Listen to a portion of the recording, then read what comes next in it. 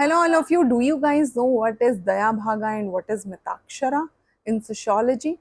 Daya Bhaga and Mitakshara both are inheritance or we can say property pass on system. यानी property कैसे pass on होगी one generation to another, उसका एक system हमारे India में follow होता है जिसमें एक तो है दया भागा एंड दूसरा है मिताक्षरा। देखिए दया भागा जो है बंगाल में फॉलो होता है ये system and rest of the India में मिताक्षरा इनहेरिटेंस सिस्टम फॉलो होता है। ठीक है, कि प्रॉपर्टी कैसे पास ऑन होगी। अब समझते हैं दोनों के बीच का डिफरेंस क्या है। देखिए मिताक्षरा जो है, मिताक्षरा में जैसे ही जिस भी घर में बेटे का जन्म होता है यानी पुत्र का जन्म होता है, सन पैदा होता है, वहां पर ऑटोमेटिकली ऐसा माना जाता है कि जो पिता है उसकी प्रॉपर्टी में बेटे का हक हो चुका है।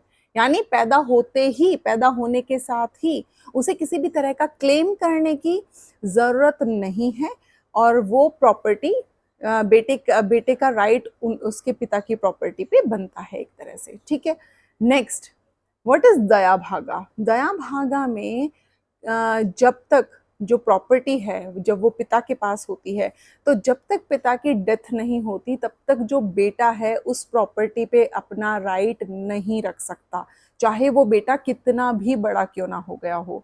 तो जब पिता की डेथ होती है उसके बाद जो बड़ा बेटा होता है, सन होता है, एल्डर सन, वो अपना राइट दिखा सकता है प्रॉपर्टी पे कि अब वो प्रॉपर्टी उसकी है। तो इसी वजह से बहुत बार ये चीज भी देखी गई है दया भागा सिस्टम में कि समटाइम्स जो सन है, बेटा है, वो अपने पिता की हत्या कर देता है फॉर द प्रॉपर्टी। ठीक है, प्रॉपर्टी को पाने के लिए। तो दया भागा कहाँ, बंगाल में, and Mitakshara system rest of the India पूरे में मिताक्षरा सिस्टम ही फॉलो होता है। और एग्जाम में इससे क्वेश्चन पूछे गए हैं, तो याद रखिए Dayabhaga and Mitakshara inheritance property system है। Thank you.